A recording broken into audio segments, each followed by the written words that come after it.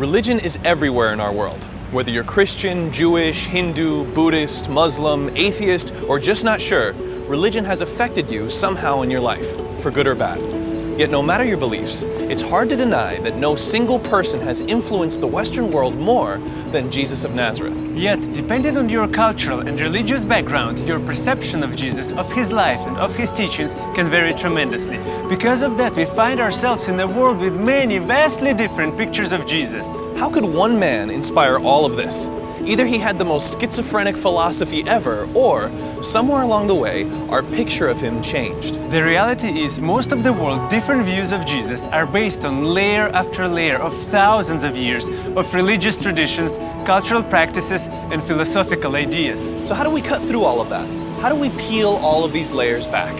Undeniably, the earliest, most comprehensive texts on the life of Jesus of Nazareth are the Gospels. And whether you believe their claims or not, these 4 texts, more than anything else, provide the clearest, most cohesive picture of this most influential figure. But in order to understand anything, we need to understand its context. And looking at the Gospels, these are first century documents that describe the life of a first century Jew living in first century Palestine. So if we truly want to understand them, we need to go back 2,000 years, back to where it all happened. And when we do that, we get a dramatically different picture of who Jesus really was. But how does that affect us here, now, in the 21st century? How could the words of a first century peasant possibly have anything relevant to say about our lives today? Yet, the startling thing is, according to the Gospels, this first century peasant Jew made a revolutionary claim that he came to change everything. And what's truly remarkable about him is that unlike any other major religious leader, he didn't place a creed or a philosophy or sacred scriptures as the source of truth. He made himself, his actual personhood, the center of all truth. So that leaves us with only one question. Who was this man?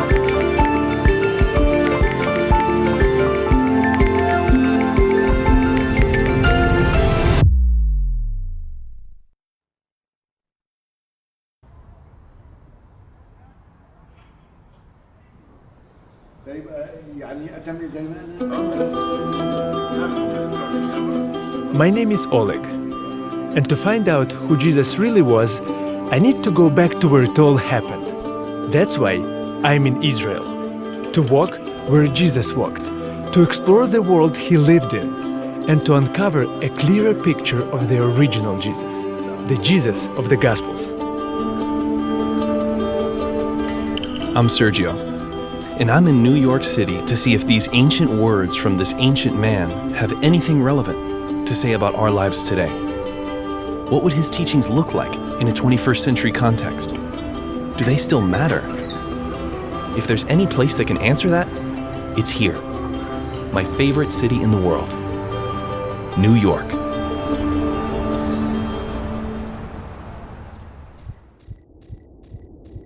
The Jesus of the Gospels fills many different roles. But before going into them, one thing that cannot be ignored is that despite many of their grander claims as to who Jesus was, the 4 Gospels all present Jesus as a man. Almost every scholar would agree that the 4 Gospels in the Christian Bible are the 4 earliest written accounts of the life of Jesus of Nazareth. But they're not the only accounts of his life. More and more gospel accounts continued to appear in the centuries following the writing of the first 4 Gospels. And when you examine them, One thing that immediately jumps out is that they present a much less grounded portrait of Jesus. The first four Gospels present a man. The later Gospels, in their turn, significantly diminish this aspect of Jesus. For example, the infancy Gospel of Thomas contains fantastical stories about the early life of Jesus. One of them depicts a scene of a 5-year-old Jesus sitting by the ford of a brook, the waters of which he could control with his words. And as he sits there playfully making sparrows out of clay, some men come, including his father Joseph, to admonish him for breaking the Sabbath. Suddenly, the young Jesus claps his hands and the clay birds instantly come to life and fly away chirping.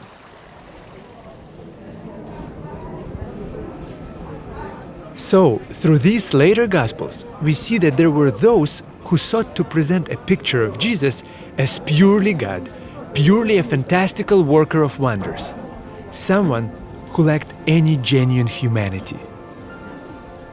And it seems like a lot of us still do that today. I know that in my case, for the longest time, I used to view Jesus not really as a man, but more like God in man's clothing. He was a supernatural being from a far-off place that only pretended at humanity. As a comic book-loving kid, I used to think of him a lot like Superman.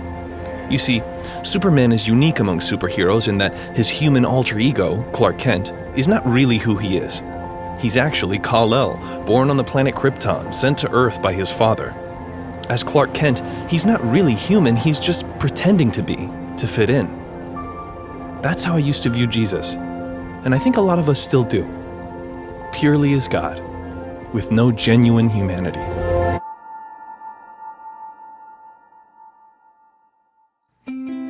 But the Jesus of the earliest four Gospels looks a little different from that. They present a much more grounded, down-to-earth, relatable Jesus.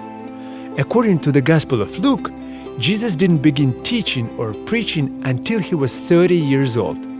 In fact, according to the first Gospel ever written, the Gospel of Mark, we see that when Jesus started teaching and preaching, those who knew him well were surprised and caught off guard, because they knew him as a regular guy, with a regular family and a regular job. Isn't this the carpenter? Isn't this Mary's son and the brother of James, Joseph, Judas, and Simon? Aren't his sisters here with us?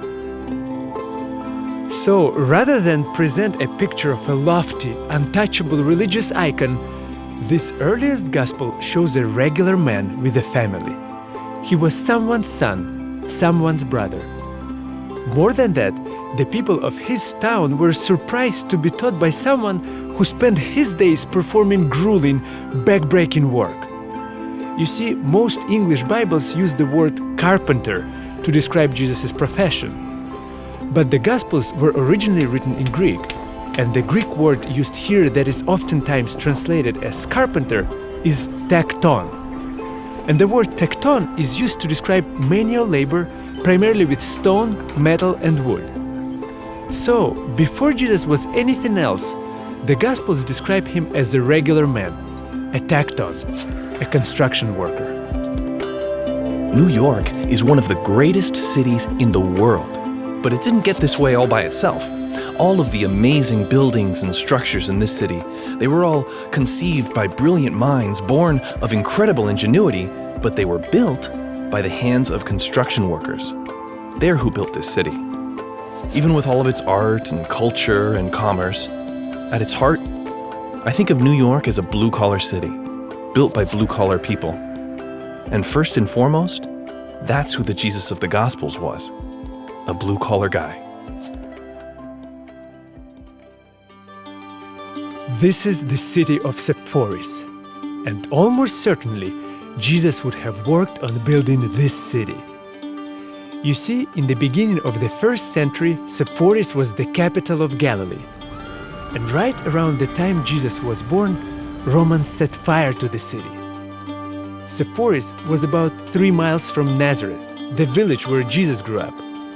So, for a young man from Nazareth, working his trade as a builder or construction worker, living so close to a city undergoing major reconstruction, this would be the place to go find work. excavations have revealed a city that is very well preserved, looking much as it would have in the 1st century. And it's safe to assume that some of these very stones would have been placed and hewn and touched by Jesus himself. In walking through downtown Manhattan, I came across these guys. Carpenters Union, we're 118. Their union represents just about any kind of construction or building work you can imagine. From dock builders, timbermen, scaffold, sheetrock framing, woodwork, computer flooring, ceilings. They were there in protest for a labor dispute because a company based in that building had labor practices that they felt were damaging to the quality of life for all construction workers in New York. That wants to exploit their workers and pay them very low, under area standards wages and no benefits, and we're against that. Basically, they felt that the rich and powerful were exploiting their workers. And in talking to Jerry and Anthony, there was no mistaking the passion for what they do, for what all working-class, blue-collar New Yorkers do. We work hard for our money. It's a noble cause, noble trade. The laborers, the elevator people, the plumbers, electricians. This is all honorable trades. It's blood, sweat, and tears that goes into building these projects. In listening to them talk about their craft, one thing was very clear. These guys care about what they do. They're proud of it, and they know how important it is to this city. It's interesting to think that this is the same kind of work that Jesus did. Yet, as vital as their work is, I have a hard time imagining someone like Jerry or Anthony suddenly deciding to quit their job and roam the streets of the city saying things like, "Deny yourselves and follow me," like Jesus did. How would a construction worker go about starting one of the largest movements in the history of the world?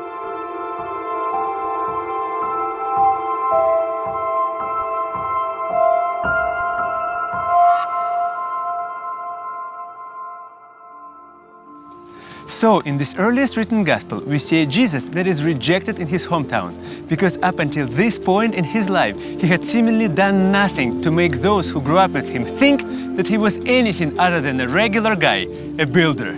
Yet what this regular builder aspired to do is unbelievable, to rebuild the whole world.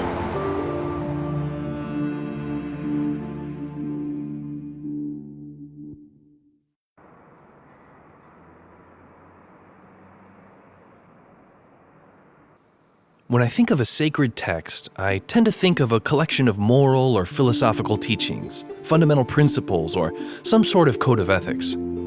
The Gospels, on the other hand, present something totally different.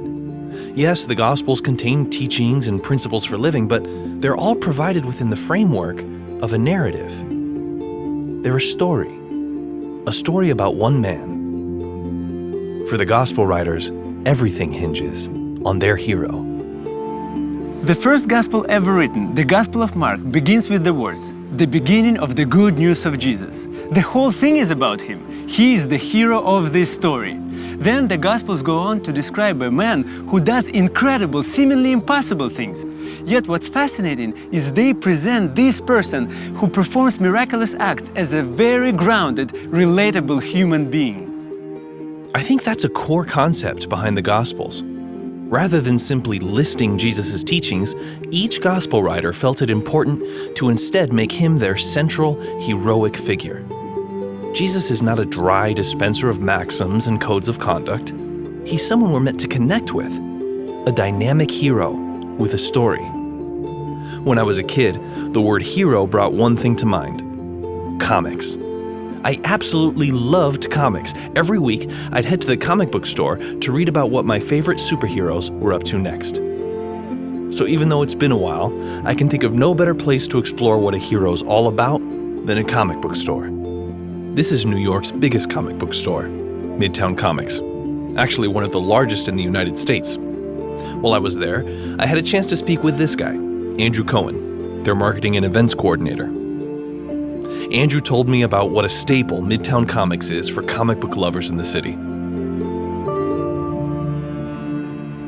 Since then, we've grown to be one of the biggest comic book retailers in the country. We get thousands of people in here every week, pick up their comics, pick up their new favorites, follow their favorite characters. So We went over the state of the comic books industry, how something that started off with a few loyal readers exploded into a huge part of popular culture. Since then, it's grown exponentially. Anyone can come in here and pick up a comic book. You can see kids of any age. You can see, grown adults. You can see businessmen. You can see a whole wide range of people who come in here and pick up their favorite comics. So it's definitely a bigger, much more eclectic group of people now that come in to buy their books. And as that clientele has gotten more eclectic, so have the range of available comics.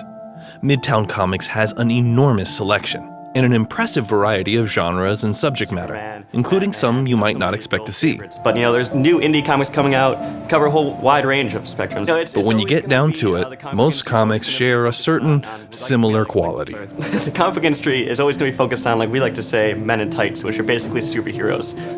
And when you look at these superheroes, everything from their extravagant costumes to their spectacular powers, they could not seem more different from us. And that probably has something to do with their initial appeal, but what's unique about comics as a medium is they're able to tell stories over a very large period of time. In some cases, literally decades, through the perspectives of many different writers. And that's something Andrew highlights as vital to why passionate readers keep coming back to their favorite comic books.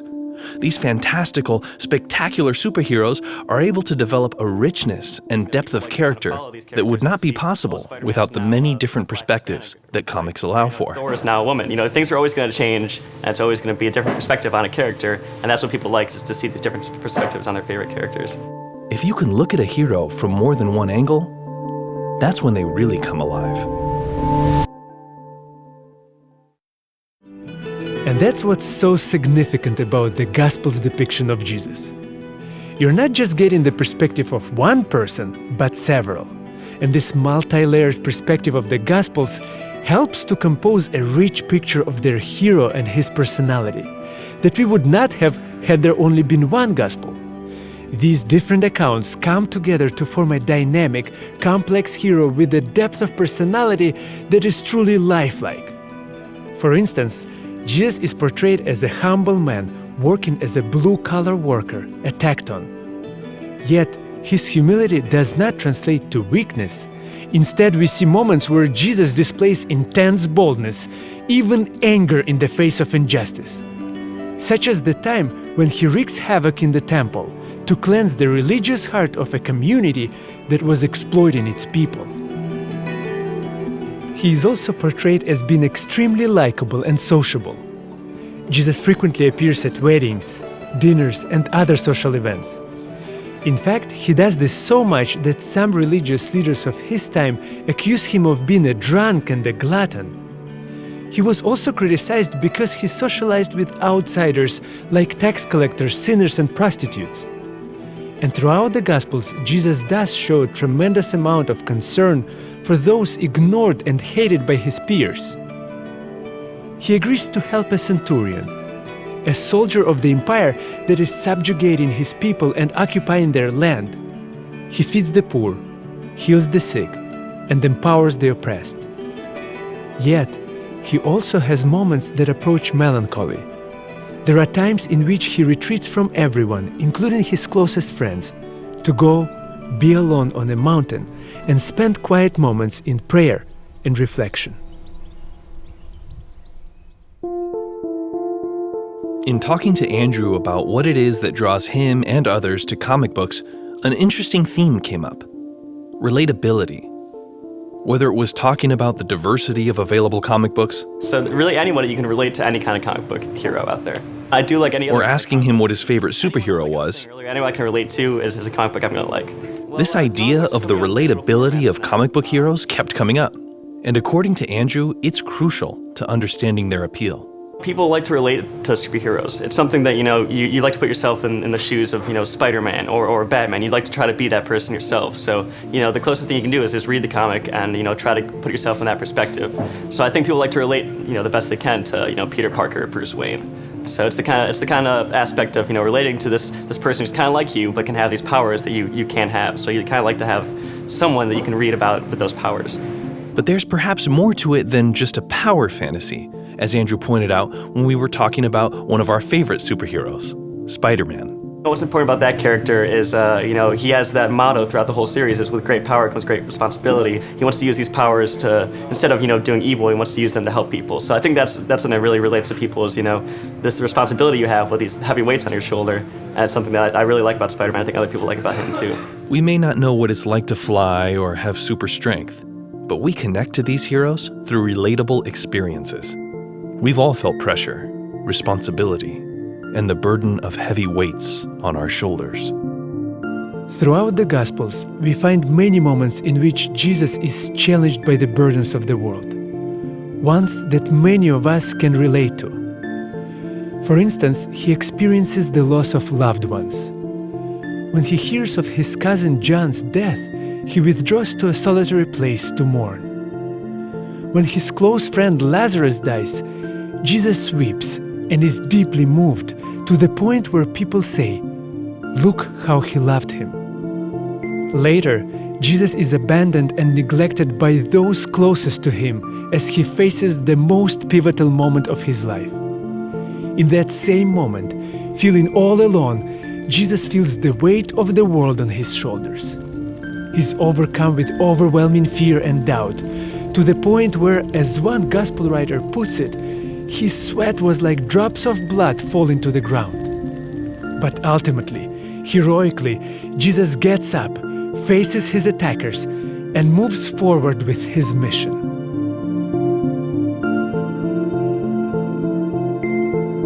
Midtown Comics is a monument to the power of comic books. And that power comes from their heroes. Characters that are larger than life, that perform spectacular feats in impossible scenarios, and yet, at least in the best comics, are also grounded and relatable at the same time. That's how people are able to connect to them, and why they have such passionate fans. The Gospels also present a relatable human character that does seemingly impossible, spectacular things, one that they invite you to connect with. But they do something else that can be really hard to believe. Something that puts them in a completely different genre from most comic books. They present it all as something that actually happened. They're written by people who claim to have either witnessed these events themselves or have spoken with those who did. There's no escapism here, no fantastical presentation style. This is a story that has real people and happens in real places. Capernaum, the Jordan River, Caesarea, the Sea of Galilee, Jerusalem. These are all real places detailed in the Gospels. But not all of the places detailed in the Gospels were always thought to have actually existed. For instance, in the Gospel of John, there is a story of Jesus healing a man who had been crippled for 38 years at the pool of Bethesda. For years, many would cite this story as an example of why the Gospel narratives could not be authentic. You see, there was no pool of Bethesda. It must have been a fictional place invented by John, who wrote about 50-60 years after Jesus' death. But then, in the late 19th century, archaeologists excavated this place and found a pool, the Pool of Asclepius, which was better known among Jews as the Pool of Bethesda. It's almost impossible to see now, but if we were to remove what's been built on top, we would see a pool with 5 porticos, exactly as described by John in his Gospel. The Greek word for gospel means good news, and that's how the Gospels are presented, as something that actually happened in actual places, and interestingly, in front of real eyewitnesses. There are more than 40 people mentioned directly by name in the Gospels, and more than 50 are referenced by their title and/or where they lived. Many of these people were witnesses to miracles of Jesus, and most would have been alive during the time the Gospels were written. The first readers of the Gospels could have and would have been familiar with some of these people, and they would have been able to talk to them about the events described in the Gospels. The Gospels provide a rich, nuanced depiction of their hero. But unlike the superheroes of a comic book, they present him as real, as someone who actually existed and walked among us.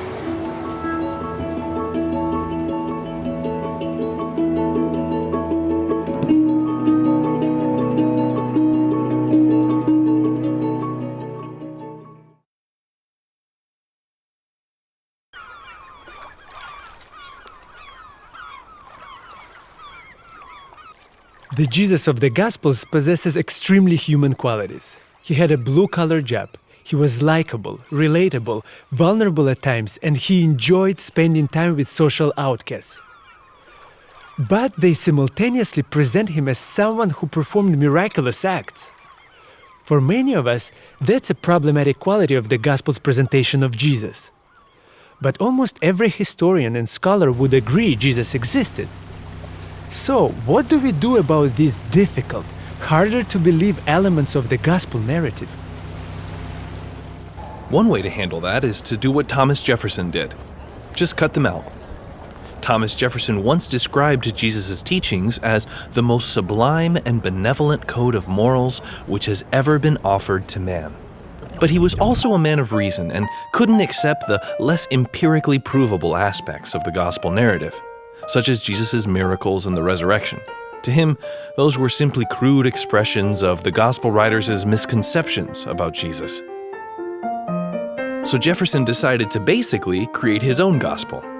It's commonly referred to as the Jefferson Bible, but he called it the Life and Morals of Jesus of Nazareth. Done for his own personal study, it's a project that took him years to finish. To put it together, he used a razor to cut out portions of all 4 Gospels and place them together in chronological order, compiled in 4 different languages for reference. But if you try the project out yourself, you quickly notice that in order to remove the so-called miraculous elements of the Gospels, Jefferson really had to bend over backwards to include some of these teachings that were so precious to him. You see, in the 4 Gospels, many of Jesus' teachings and moral lessons are contained within and around a miracle story. So in order to keep his collection of teachings intact, Jefferson would often have to cut off one gospel writer mid-sentence and finish it with a passage from a different gospel, one taken from an entirely different context written by a totally different writer. The result is an interesting collection of teachings and a fascinating insight into the mind of one of America's greatest thinkers. But the Jefferson Bible reads similarly to how it was put together, chopped up. The narrative and thematic flow of the Gospels just isn't there, and its picture of Jesus feels incomplete by comparison. Jefferson's Bible, in effect, took the Gospels and made them like many other religious writings, a collection of teachings. Sure, it contains an abbreviated portrait of this man and the beautiful teachings that continue to benefit humanity to this day. But that's just the point. Where else besides the Gospels do we find these teachings of Jesus? And in these Gospels, this portrait of Jesus the man is inexorably tied to their portrait of Jesus as something more.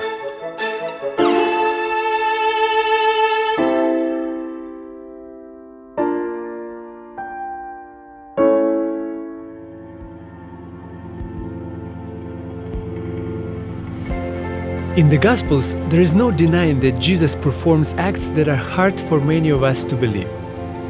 Yet, interestingly, Jesus' miraculous actions are woven into a believable, credible narrative that is totally unlike anything from its era. The Gospels are filled with stories in which their human, even vulnerable hero moves through actual, existing environments and interacts with real people that have authentic reactions to what's happening. One such example takes place here, in the Sea of Galilee. The scene begins with Jesus deciding to cross the lake with his disciples in their small boat. But as still happens out on the Sea of Galilee, the weather turns. Soon a fierce storm arises. The waves are crashing into their small boat faster than they can get it out, and it begins to fill with water. Throughout this, Jesus is so tired and worn down from the day's work that he is still asleep in the back, resting his head on a cushion. His disciples are understandably panicked. They wake him up and shout, "Don't you care that we are going to drown?" Jesus wakes up, tells the waves to be still, and suddenly the wind stops. There was calm. Then Jesus turns to them with an unusual question. "Why are you afraid?" The disciples are absolutely terrified. They can't believe what they've just seen. As superstitious fishermen, they believe demons and dark spirits dwell beneath the murky waters that this tired man has just somehow commanded into silence. They ask themselves, who is this man? This is the central question behind the Gospels. Every story, every word moves with purpose and intensity towards answering it. Everything we find in the Gospels is there for a reason. The closing words of the final Gospel, the Gospel of John, reference this saying. Jesus did many other things as well. If every one of them were written down, I suppose that even the whole world would not have room for the books that would be written. The Gospel writers weren't interested in just writing down teachings or a code of ethics. They also weren't interested in simply recording a history of what happened in first century Palestine. Instead, they told a story of a man, a humble, blue-collar, complex, likable, oftentimes astonishing, real man. Because to them, he was so much more than that. He was the key to life itself.